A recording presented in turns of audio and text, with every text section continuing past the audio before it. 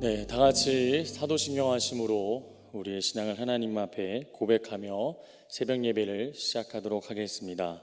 전능하사 천지를 만드신 하나님 아버지를 내가 믿사오며 그 외아들 우리 주 예수 그리스도를 믿사오니 이는 성령으로 잉태하사 동정녀 마리아에게 나시고 본디오 빌라도에게 고난을 받으사 십자가에 못 박혀 죽으시고 장사한 지 사흘 만에 죽은 자 가운데서 다시 살아나시며 하늘에 오르사 전능하신 하나님 우편에 앉아 계시다가 저리로서 산자와 죽은 자를 심판하러 오시리라. 성령을 믿사오며 거룩한 공예와 성도가 서로 교통하는 것과 죄를 사하여 주시는 것과 몸이 다시 사는 것과 영원히 사는 것을 믿사옵나이다. 아멘. 찬송가 94장 함께 찬양하겠습니다. 찬송가 94장입니다.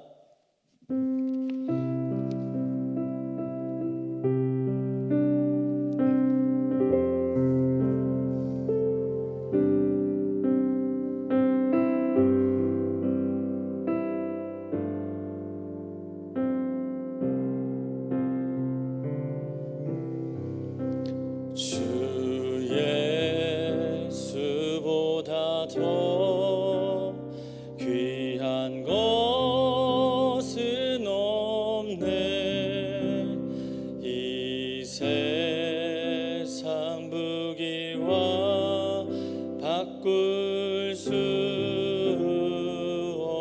없네. 영축을 내 대신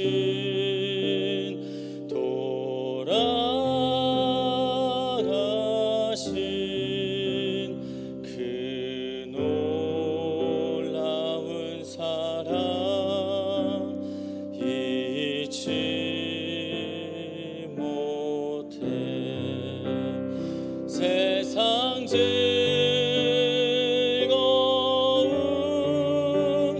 다 버리고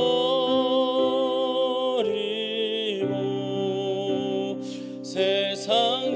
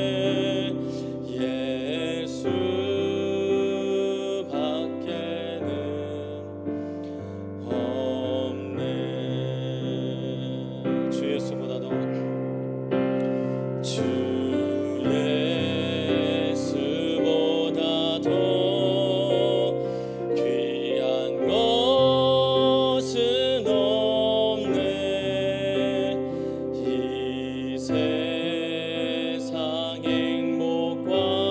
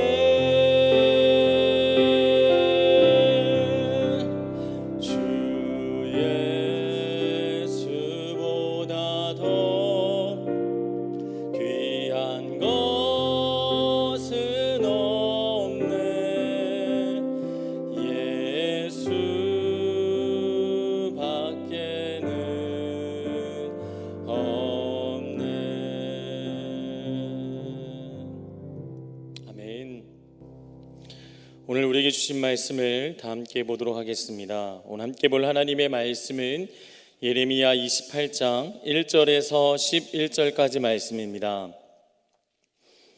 오늘 함께 볼 하나님의 말씀 예레미야 28장 1절에서 11절까지 말씀입니다. 이 시간 제가 봉독해 올리겠습니다. 그 해 곧 유다 왕 시드기야가 다스리기 시작한 지 4년 다섯째 달 기본 아술의 아들 선지자 하나냐가 여호와의 성전에서 제사장들과 모든 백성이 보는 앞에서 내게 말하여 이르되 만군의 여호와 이스라엘의 하나님이 이같이 일러 말씀하시기를 내가 바벨론의 왕의 멍에를 꺾었느니라. 내가 바벨론의 왕 느부갓네살이 이곳에서 빼앗아 바벨론으로 옮겨간 여호와의 성전 모든 기구를 2년 안에 다시 이곳으로 되돌려 오리라. 내가 또 유다의 왕 여호야김의 아들 여고니야와 바벨론으로 간 유다 모든 포로를 다시 이곳으로 돌아오게 하리니 이는 내가 바벨론의 왕의 멍에를 꺾을 것임이라. 여호와의 말씀이니라 하시니라. 선지자 예레미야가 여호와의 성전에 서 있는 제사장들과 모든 백성들이 보는 앞에서 선지자 하나냐에게 말하니라. 선지자 예레미야가 말하니라. 아멘. 여호와는 이같이 하옵소서. 여호와께서 내게 예언한 말대로 이루사 여호와의 성전 기구와 모든 포로를 바벨론에서 이곳으로 되돌려 오시기를 원하노라. 그러나 너는 내가 네 귀와 모든 백성의 귀에 이르는 이 말을 잘 들으라. 나와 너 이전의 선지자들이 예로부터 많은 땅들과 큰 나라들에 대하여 전쟁과 재앙과 전염병을 예언하였느니라. 평화를 예언하는 선지자는 그 예언자의 말이 응한 후에야 그가 진실로 여호와께서 보내신 선지자로 인정받게 되리라. 선지자 하나냐가 선지자 예레미야의 목에서 멍에를 빼앗아 꺾고 모든 백성 앞에서 하나냐가 말하여 이르되 여호와께서 이와 같이 말씀하시니라. 내가 2년 안에 모든 민족의 목에서 바벨론의 왕 느부갓네살의 멍에를 이와 같이 꺾어 버리리라 하셨느니라. 하매 선지자 예레미야가 자기의 길을 가니라. 아멘. 할렐루야. 사랑이 많으시고 은혜가 풍성하신 하나님, 하나님의 놀라운 은혜 가운데 하나님 월요일 새벽 저희를 깨우시고 하나님 앞에 나와 예배드릴 수 있는 은혜를 주셔서 감사드립니다. 언제나 변함없이 사랑하시는 주님, 이 말씀에 귀 기울이게 하시고 이 말씀을 통해 깨달음을 주시며 이 말씀을 통해서 자신의 신앙을 점검하는 그러한 시간이 될 수 있도록 주여 붙잡아 주시옵소서.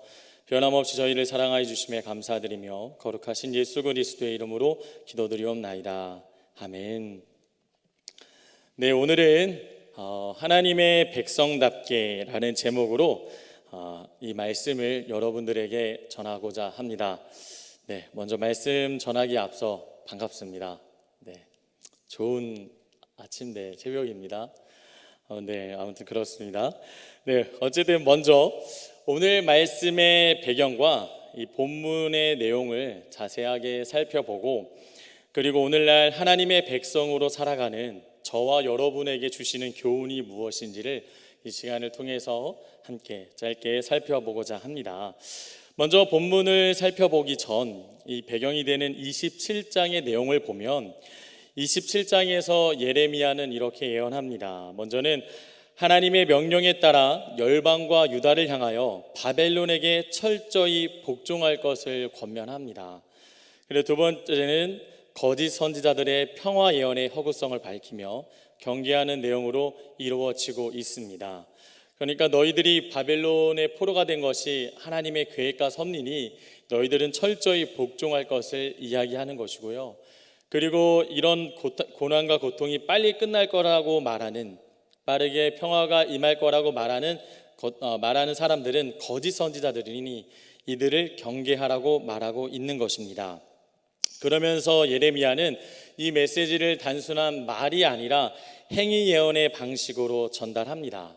이게 무슨 말이냐면 하나님의 명령에 따라 줄과 멍에를 만들고 그것을 목에 걸고 바벨론에 복종하라는 하나님의 말씀을 아주 인상적으로 생생하게 전달하는 것이죠.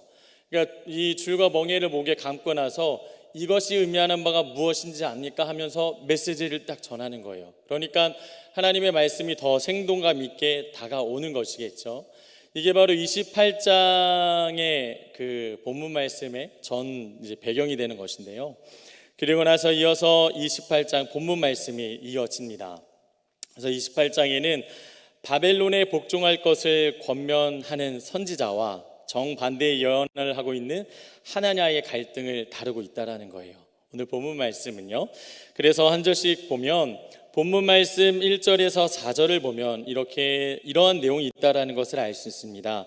기본 아술의 아들 선지자 하나냐는 주님의 성전에서 제사장들과 온 백성이 보는 앞에서 예레미야에게 이렇게 말하고 있는 것입니다. 먼저는 바벨론의 멍에가 꺾일 것이다, 소멸될 것이다, 사라질 것이다, 바벨론의 멍에가 없어질 것이다 라는 것을 말하고 있고요. 그리고 나서 하는 말은 2년 안에 바벨론의 왕 느부갓네살이 빼앗아 바벨론으로 옮겨간 여호와의 성전 모든 기구들이 조기 귀환할 것이라고 이야기를 합니다.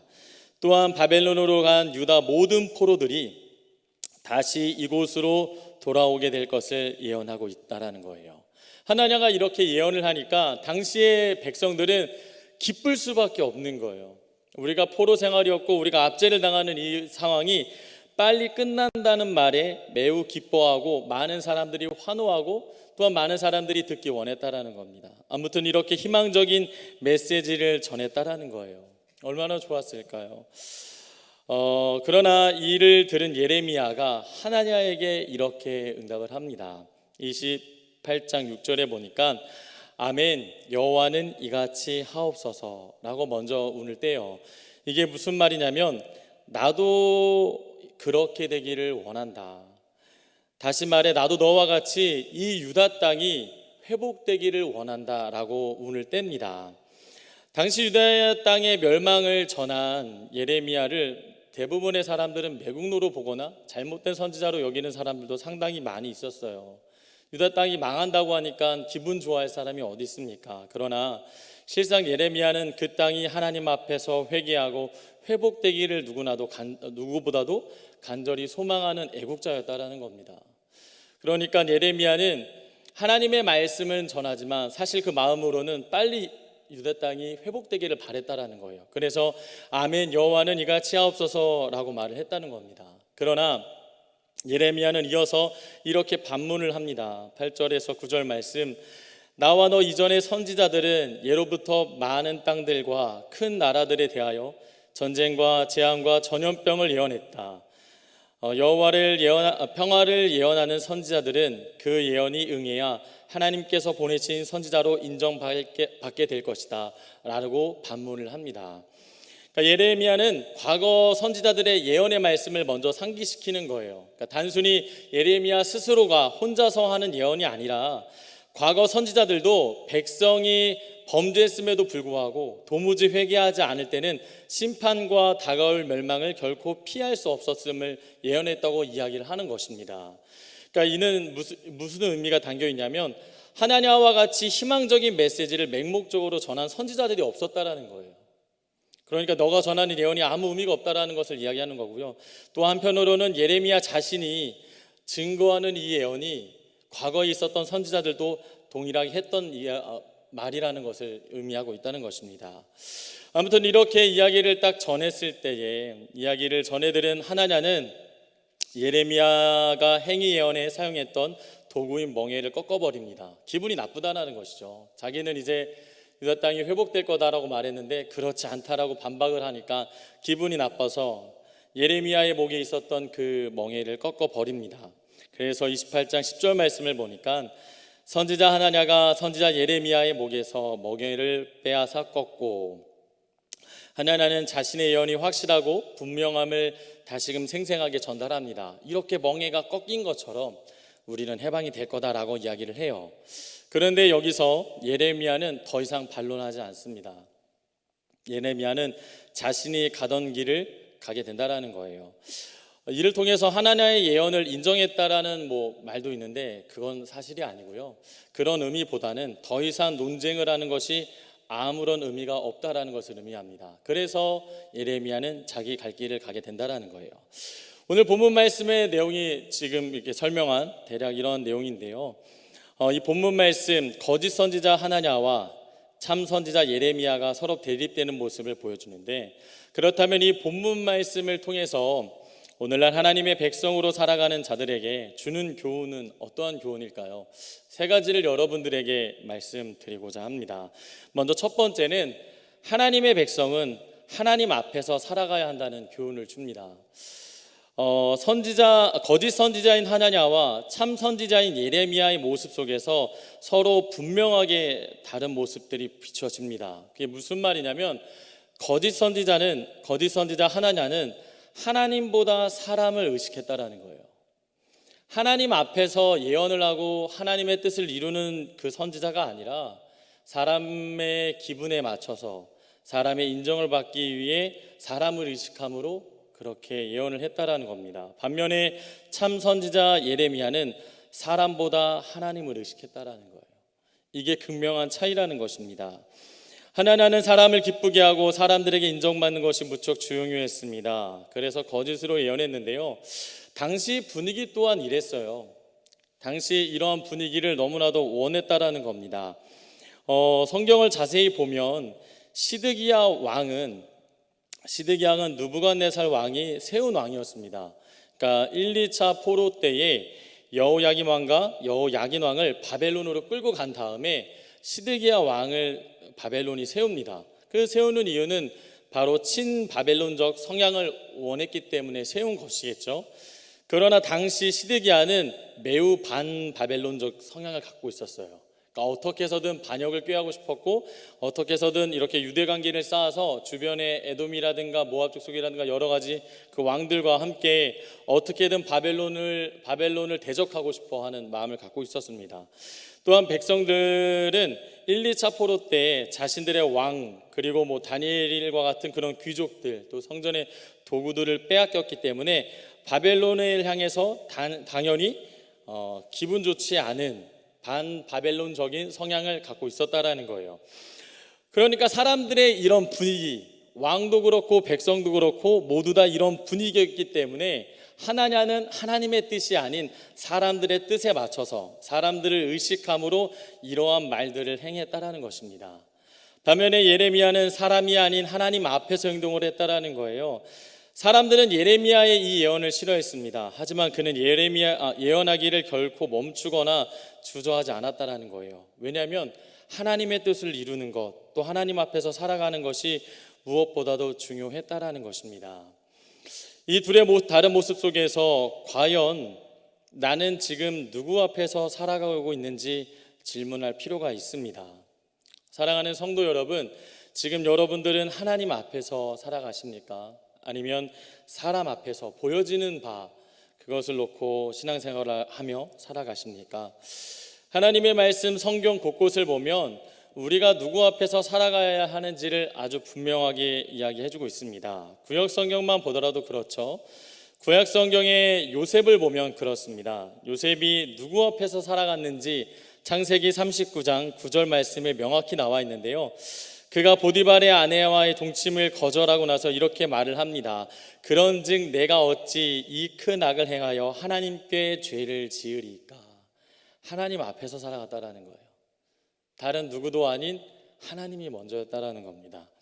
반면에 사울 왕은 누구 앞에서 살아갔습니까? 사무엘상 13장 8절에 그는 하나님이 아닌 사람 앞에서 살아갔음을 보여줍니다. 13장 8절에 사울은 사무엘이 정한 기한대로 이레 동안을 기다렸으나 사무엘이 길갈로 오지 아니하매 백성이 사울에게서 흩어지니라. 그는 백성들의 마음이 변하고 자신을 떠난다라는 것이 두려워서 자신이 결코 해서는 안 되는 제사를 드려버리는 것이죠. 하나님 앞에서가 아니라 사람이 먼저였고 사람이 더 중요했다라는 것을 알 수 있습니다. 예수님의 시대에도 마찬가지예요. 신약성경에서도 우리가 누구 앞에서 살아가야 될지를 분명하게 이야기해주고 있는데요, 예수님께서는 당시 종교 지도자들의 그 문제를 놓고 하나님이 아닌 사람을 의식하며 하는 신앙생활이라고 책망을 하였습니다. 마태복음 6장 1절에 사람에게 보이려고 그들 앞에서 그 너희의 의를 행하지 않도록 주의하라. 그리하지 아니하면 하늘에 계신 너희 아버지께 상을 받지 못하느니라. 사람을 의식하며 사람을 먼저 하는 신앙생활을 주의하라고 이야기하고 있죠. 그리고 사도행전 4장 19절에는 이렇게 이야기합니다. 베드로와 요한이 대답하여 이르되 하나님 앞에서 너희의 말을 듣는 것이 하나님의 말씀을 듣는 것보다 옳은가 판단하라. 철저하게 하나님 앞에서 신앙생활하는 모습을 보여주었다라는 것입니다. 지금 나는 누구 앞에서 신앙생활을 하고 있는가? 하나님 앞에서 하나님을 기쁘시게 하고자 신앙생활을 하는가? 아니면 사람 앞에서 사람에게 인정받기 위한 신앙생활을 하고 있는가? 우리는 자신의 신앙을 한번 점검해 볼 필요가 있다라는 것입니다. 만약 하나님 앞에서 신앙생활을 하지 않다면 나도 모르는 사이에 이 신앙생활의 기쁨이 사라질 것이고, 또 나도 모르는 사이에 다른 사람을 쉽게 정죄하는 모습을 보게 되었는데요. 무엇보다도 내가 지금 하나님 앞에서 살아가기 위해 애써야 될 줄 믿습니다. 예레미야가 백성들의 어떤 반응과 그 시선에 흔들리지 않았던 것처럼 여러분들 또한 사람이 아닌 하나님 앞에서 살아가기를 주님의 이름으로 축복합니다. 네, 다음으로 본문 말씀을 통해서 오늘날 하나님의 백성으로 살아가는 자들에게 주는 교훈은 무엇일까요? 두 번째는 하나님의 백성은 하나님께서 주시는 말씀에 귀를 기울이며 살아가야 한다는 교훈을 준다라는 것입니다. 선지자 하나냐와 유다 백성들은 자신들이 듣고 싶은 말씀에만 초점이 맞춰져 있었어요. 어떤 말씀이었습니까? 바벨론이 멸망하고 왕과 귀족들, 성전 도구가 돌아오는 것, 나라가 재건되는 것을 바랬다라는 것입니다. 이렇게 바라는 것이 잘못은 아니겠지만 하나님의 말씀에는 전혀 귀 기울이지 않고 있다는 것이 문제가 된다는 것입니다. 즉 자신들의 귀에 듣기 편한 말씀, 자신들이 선호하는 그 말씀만 바랬다라는 것이죠. 그러나 예레미야는 거짓 선지자 하나냐가 말한 가짜 예언처럼 되기를 원한다고 말은 했지만 결국 하나님의 뜻이 먼저였습니다. 즉 자신이 선호하고 듣기 편한 말씀이 아니라 하나님이 나에게 주시는 말씀에 초점이 맞춰져 있었다라는 거예요. 사랑하는 성도 여러분, 거짓 선지자 하나냐와 참 선지자 예레미야의 모습에서 우리는 이러한 교훈을 얻어야 됩니다. 내가 신앙생활하면서 내가 듣기 편한 말씀, 내가 원하는 말씀이 아니라 하나님께서 나에게 주고자 하시는 정말 나에게 필요한 말씀이 무엇인지 그것을 하나님 앞에 사모해야 한다는 것이죠. 오늘날 교회 안에서는 특별히 선호하는 말씀들이 있습니다. 형통에 관한 말씀도 그렇고요, 복에 대한 말씀도 그렇고요, 잘 되는 것, 건강한 것, 이런 것에 초점이 많이 맞춰져 있습니다. 물론 이런 것들을 구하고 이 복을 누리는 것이 잘못된 건 아닙니다. 그러나 이 한쪽으로 편중되다 보면 자신도 모르게 하나님께서 나에게 말씀하시는 바에 귀를 닫는 것이 문제라는 것입니다. 예수님의 그 삶을 되돌아보니까 예수님은 우리에게 분명히 이렇게 말씀하세요. 자기를 부인하고 자기 십자가를 지고 나를 따르라. 분명하고도 명확하게 하나님의 백성은 그 말씀 따라 순종하며 살아야 된다는 것을 이야기해 주는데, 우리도 모르는 사이에 그런 말씀에 순종하기보다는 내 듣기 편한 말씀에만 집중하고 있지는 않은지 한번 되돌아보기를 바랍니다. 내 귀에 듣기 좋은 말씀이 아닌 나보다 나를 더 잘 아시는 하나님, 그 하나님이 주시는 말씀을 무엇보다도 사모하며 살아가는 여러분 되기를 주님의 이름으로 축복합니다. 마지막으로 본문 말씀을 통해서 오늘날 하나님의 백성으로 살아가는 자들에게 주는 교훈이 무엇일까요? 세 번째로는 하나님의 백성은 묵묵히 자신에게 주어진 길을 걸어가는 삶을 살아야 한다는 교훈을 줍니다. 그러니까 예레미야는 발로라는 하나냐에게 더 이상 대꾸하지 않고 자신의 길을 묵묵히 걸어갔어요. 왜냐하면 하나님께서 결국 그 예언을 이루실 거고 하나님의 뜻이 먼저 설 것을 알았기 때문이었습니다. 우리도 마찬가지입니다. 예레미야와 같이 하나님 앞에서 살아가고 하나님 말씀을 우선시하며 그렇게 살아가야 되고, 그리고 그러한 삶을 살아갈 때에 생각지 못한 핍박들, 어떤 무시라든가 어려움과 고통과 힘듦의 요소들이 찾아올 때에 그럴 때에 흔들리는 것이 아니라 예레미야처럼 묵묵히 우리에게 주어진 그 길을 걸어갈 필요가 있다라는 것입니다. 묵묵히 그 길을 걸어가는 것은 아무도 인정해주지 않고 아무도 이해할 수 없을지 몰라도 하나님은 기억하신다라는 거예요. 하나님께서 예레미야를 기억해 주셨던 것처럼 하나님께서 묵묵히 그리스도인다운 삶, 하나님 백성다운 삶을 살아가는 여러분들을 기억해 주신다라는 것입니다. 그것만으로도 우리는 그 길을 걸어갈 이유가 충분하다고 믿습니다.